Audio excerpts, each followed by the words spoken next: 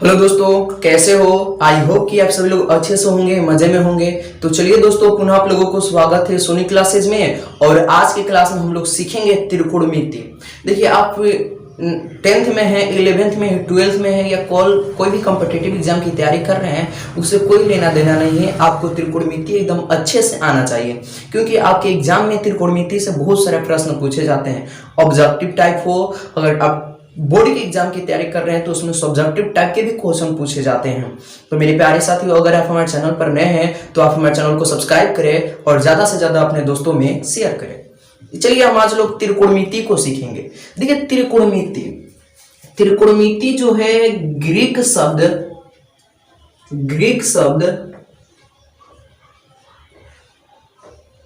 Trigonometry से लिया गया है।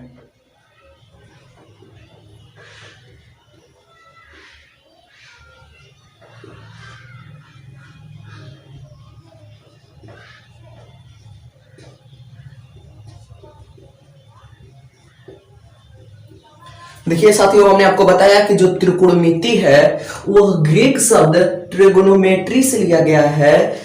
ट्रिगोनोमेट्री दो शब्दों से मिलकर बना है, ट्रिग्नो और मेट्री।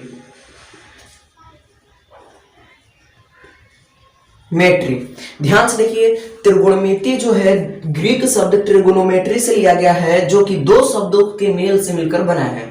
एक है ट्रिगोनो और एक है मेट्री, जिसका अर्थ होता है त्रिभुज की भुजाओं को मापना। त्रिभुज के भुजाओं को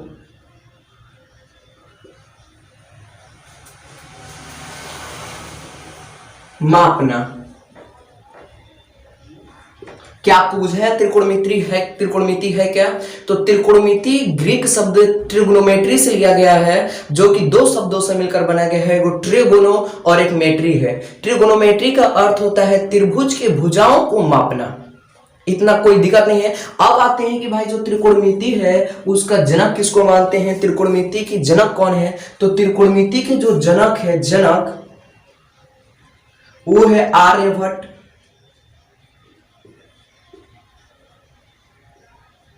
त्रिकोणमिति का जनक कौन है मेरे प्यारे साथियों? तो त्रिकोणमिति के जो जनक है वो है आर्यभट्ट। अब यहाँ पर हम लोग सिंपल से समझेंगे कि त्रिकोणमिति की परिभाषा क्या है। आप यहीं से समझ सकते हैं। त्रिकोण, त्रि मतलब होता है तीन। देखिए यहाँ पर त्रिकोणमिति।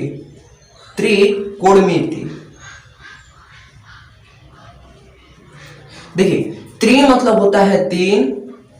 वो गलती हो गया क्या? देखिए, त्रिकोणमिति,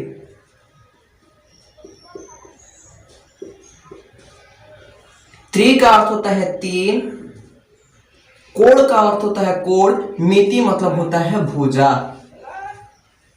अब ये बात समझते हैं त्रिकोणमिति की परिभाषा की, तो हम लोग किस तरह दे सकते हैं। त्रि मतलब होता है तीन, कोण मतलब होता है कोण और मिति मतलब होता है भुजा। तीन भुजाओं के बीच जो कोण बनता है, आइए हम किस तरह देख सकते हैं। देखिए, मान लेते हैं ए है, ये V है और ये C है। ध्यान से देखिएगा, ये एक भुजा है और ये एक भुजा है और ये भुजा है। अब देखिए, तीन भुजाओं के बीच में जो कोण बन रहा है, ये जो कोण बन रहा है, इसी को हम लोग कहते हैं, जब इसका हम अध्ययन करते हैं। ध्यान से देखिए, जब तीन भुजाओं के बीच बनने वाले कोण को हम लोग अध्ययन करते हैं तो उसी को हम लोग कहते हैं त्रिकोणमिति। कोनो प्रॉब्लम है? तीन भुजाओं के फलस्वरूप बने कोण का अध्ययन करना ही त्रिकोणमिति होता है। यानी त्रिकोणमिति में हम लोग क्या करते हैं, तीन भुजाओं के बीच जो कोण बनता है और उस भुजाओं को हम लोग तुलना करते हैं, यही होता है त्रिकोणमिति। त्रिकोणमिति के जो जनक है वो है आर्यभट्ट और त्रिकोणमिति ग्रीक शब्द ट्रिगोनोमेट्री से लिया गया है। ट्रिगोनोमेट्री जो है दो शब्दों से मिलकर बना है, एगो ट्रेगो और मेट्री, जिसका अर्थ होता है त्रिभुज के भुजाओं को मापना। यहां तक कोई दिक्कत है? अब सिंपल प्रमेय में हम आते हैं कि जो त्रिकोणमिति है वह समकोण त्रिभुज के लिए लागू होता है। ये हमारा समकोण त्रिभुज नहीं है, ये हमारा समबाहु त्रिभुज है। त्रिकोणमिति जो है समकोण त्रिभुज के लिए लागू होता है। अब आप सब्जेक्टिव में पूछेगा कि त्रिकोणमिति निम्न में से किस त्रिभुज के लिए लागू होता है, तो आप कह सकते हैं कि समकोण त्रिभुज के लिए लागू होता है। अब समकोण त्रिभुज आप पढ़े होंगे कि समकोण त्रिभुज क्या होता है। जिस त्रिभुज का एक कोण 90 डिग्री का होता है उसी को हम लोग कहते हैं समकोण त्रिभुज। कोई प्रॉब्लम है? जिस त्रिभुज का एक कोण 90 डिग्री का होता है उसको कहते हैं समकोण त्रिभुज। और समकोण त्रिभुज की सबसे बड़ी भुजा, यहां पर देखिए, समकोण त्रिभुज की सबसे बड़ी भुजा AC कर्ण कहलाता है। समकोण त्रिभुज के सबसे बड़ी भुजा को कहते हैं कर्ण, और समकोण त्रिभुज के जो भुजा पट है, देखिए जो पड़ा है, इसको बोलते हैं आधार। जो लंब है इसको हम लोग बोलते हैं लंब। इतना कोई प्रॉब्लम है? अब देखिए एक थे पाइथागोरस, आप त्रिभुज में पढ़े होंगे पाइथागोरस। पाइथागोरस प्रमेय ये क्या होता है? आप सिंपल वे में जानते होंगे कि समकोण त्रिभुज में सबसे बड़ी भुजा का वर्ग शेष दो भुजाओं के वर्ग के योग के बराबर होता है। यानी कहने का मतलब क्या है कि कर्ण का x स्क्वायर बराबर लंब का x स्क्वायर प्लस आधार का x स्क्वायर। यहां तक कोई दिक्कत है? पाइथागोरस प्रमेय क्या है? तो पाइथागोरस ने कहा कि समकोण त्रिभुज में जो सबसे बड़ी भुजा है उसका वर्ग शेष दो भुजाओं के वर्गों के योग के क्या होता है? बराबर होता है। देखिए हमने यहां पर दिखाया है। इतना कोई प्रॉब्लम है, कोई दिक्कत है? अगर वीडियो आपको पसंद आया तो कमेंट बॉक्स खाली है, उसमें अपना मत दे कि वीडियो आपको किस तरह का चाहिए, किस कैटेगरी का चाहिए। यही नहीं, अगर आपको वीडियो पसंद आए तो आप लाइक अवश्य करिए। चलिए आगे बढ़ते हैं। देखिए ये था पाइथागोरस प्रमेय। अब यहां से हम कुछ सूत्र निकाल सकते हैं। मान लीजिए आपसे पूछ दिया जाए कर्ण बराबर क्या होता है, तो इधर देखिए ये स्क्वायर का है, जब उधर चला जाएगा तो क्या हो जाएगा? रूट का हो जाएगा। तो आपको एक फॉर्मूला निकल कर आएगा कि लंब x स्क्वायर प्लस आधार x स्क्वायर, आधार का x स्क्वायर। इसके बाद अगर आपसे लंब के बारे में पूछ दिया जाए लंब, तो हम यहां से निकाल सकते हैं लंब बराबर हो जाएगा अंडर रूट। अब देखिए कर्ण आ जाएगा इसके जगह पे, ये हो जाएगा कर्ण के x स्क्वायर माइनस आधार के x स्क्वायर, आधार के x स्क्वायर। जितना भी फॉर्मूला आ रहा है और आपको याद नहीं है तो आप अपने कॉपी, अपनी नोटबुक में इसको लिखते चलिए, आपको बहुत समझ में आएगा, बढ़िया। और देखिए अगर हम यहां से बात करें कि आधार बराबर क्या होगा, आधार बराबर क्या होगा, तो आप कहेंगे कि अंडर रूट कर्ण x स्क्वायर माइनस लंब के x स्क्वायर। इतना कोनो प्रॉब्लम है आप सभी को भी? तो चलिए इसको मिटाते हैं और आगे की ओर बढ़ते हैं।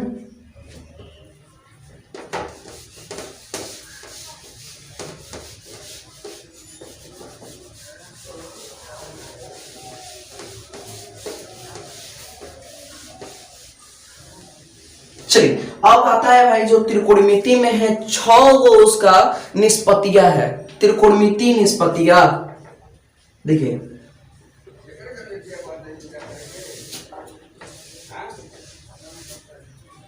त्रिकोणमिति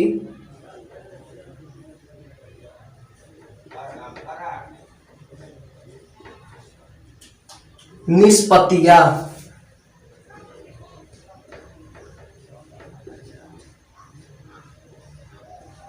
ये त्रिकोणमिति निष्पत्तियां है क्या, इसके बारे में हम लोग चर्चा करते हैं।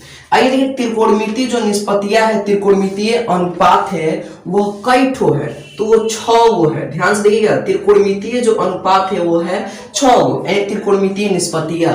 सबसे पहले आता है साइन थीटा, उसके बाद आता है कॉस थीटा, उसके बाद आता है टेन थीटा, और ये 3 गो का उल्टा हो जाता है। साइन का उल्टा हो जाता है कॉसेक, कॉस का उल्टा हो जाता है सेक, और टेन का उल्टा हो जाता है कॉट। यहां पर देखिए आप समझ जाइएगा, साइन का उल्टा हो जाता है कॉसेक, कॉसेक थीटा, और कॉस का उल्टा हो जाता है सेक थीटा, और टेन का उल्टा हो जाता है कॉट थीटा।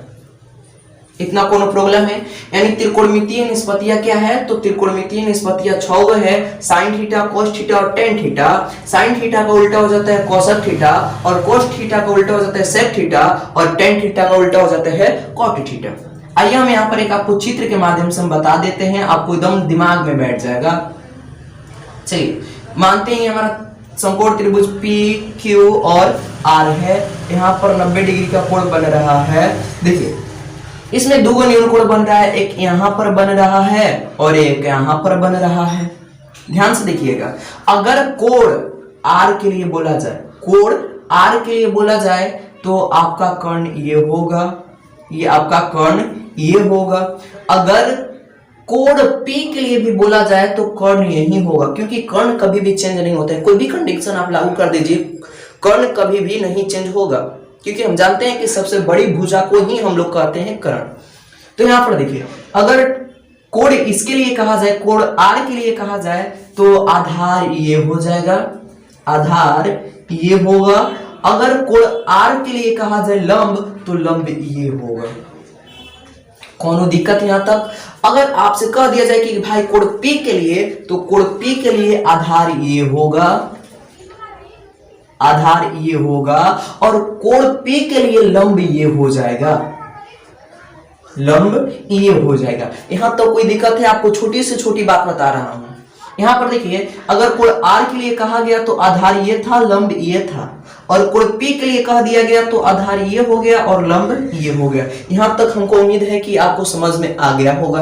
अब आइए साइन थीटा जो होता है, अगर आप कहेंगे कि भाई साइन थीटा का सूत्र क्या होता है, तो आप यहां से निकाल सकते हैं। साइन थीटा का सूत्र होता है लंब बटे में कर्ण, लंब बटे में कर्ण।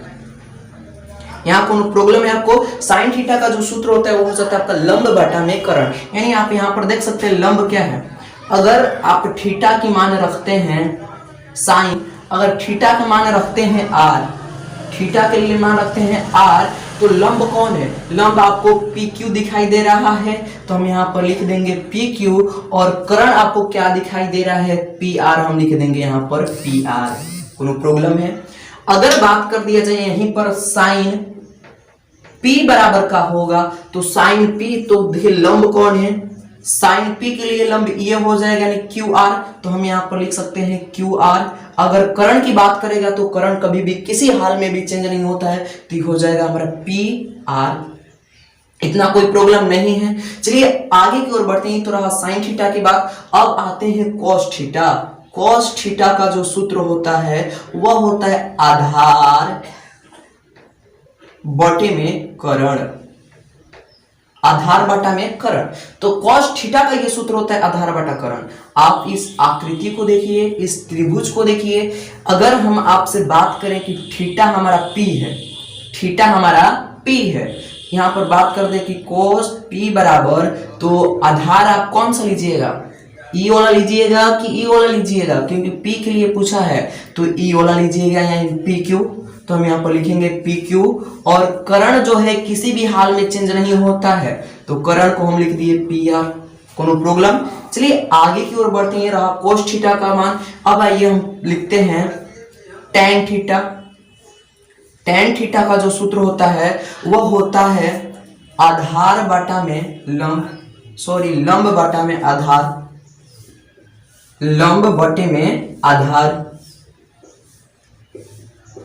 जो tan थीटा का सूत्र होता है क्या होता है? लंब बटा में आधार होता है। अगर हम बात कर दे कि tan P का मान बताइए, तो इसके लिए लंब कौन हो जाएगा?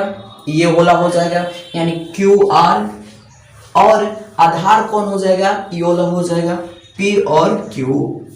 दोस्तों उम्मीद करता हूं कि आपको यह त्रिकोणमितीय निष्पत्तियां समझ में आ गया होगा। अगर आप पूछेंगे कि कोसेक थीटा, सेक थीटा और कोट थीटा क्या होगा, तो कुछ नहीं करना है, आप आसानी से समझ जाएंगे। साइन थीटा का उल्टा क्या होता है? Cosec theta. तो साइन थीटा को क्या था? लंब बटा कर्ण। तो कोसेक थीटा बराबर क्या हो जाएगा? कोसेक थीटा बराबर, तो कोसेक थीटा का पलट दीजिए, इसको हो जाएगा कर्ण बटा में लंब, कर्ण बटा में लंब। कोई प्रॉब्लम यहां तक नहीं? चलिए आगे की ओर बढ़ते हैं। अब देखिए cos थीटा का उल्टा हो जाता है sec थीटा, तो हम यहाँ पर लिख सकते हैं sec थीटा बराबर। अब देखिए cosec का उल्टा होता है cos के, तो होता है क्या? cos के यहाँ पर हम बताएं आपको आधार बटा कर्ण होता है, तो इसमें हो जाएगा कर्ण बटा आधार।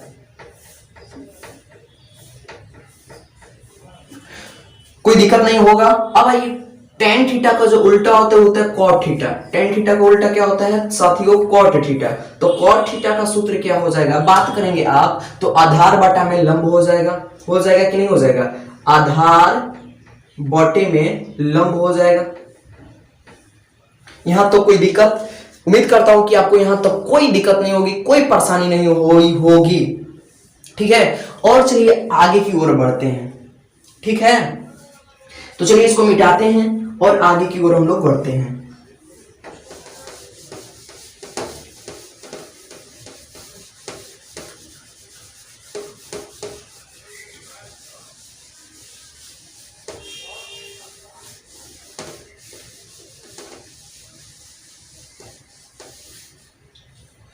अब आइए मेरे प्यारे साथियों चलते हैं, बात आगे करते हैं। देखिए यहां पर एक वृत्त हम लोग लेते हैं, ठीक है, एक वृत्त लेते हैं। अब आते हैं यहां पर डिग्री माप और रेडियन माप।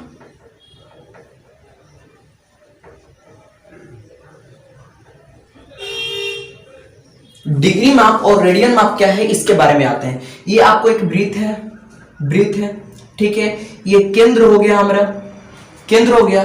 और आप ये जानते हैं केंद्र से होकर एक परिधि को छुए, केंद्र से होकर एक परिधि को छुए उसको कहते हैं त्रिज्या, इसको आर बोलते हैं। और हम ये भी जानते हैं कि वृत्त के एक केंद्र पर यानी वृत्त के केंद्र पर 360 डिग्री का कोण बनता है कि नहीं बनता है। देखिए यहां पर वृत्त के केंद्र पर कितने डिग्री का कोण बनता है, 360 डिग्री की, आप जानते हैं, कुल 360 डिग्री का कोण बनता है। ये आप भी जानते हैं, हम भी जान रहे हैं।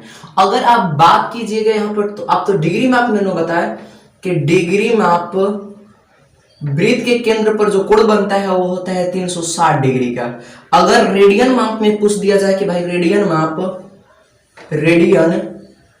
माप बराबर, अगर डिग्री माप यहां पर कोण बना आपको 360 डिग्री, और ये भी जानते हैं कि केंद्र पर 2 पाई का भी कोण बनता है रेडियन माप में, यानी 2 पाई का रेडियन माप में कोण बनता है। इतना सिंपल प्रमेय में जानते हैं।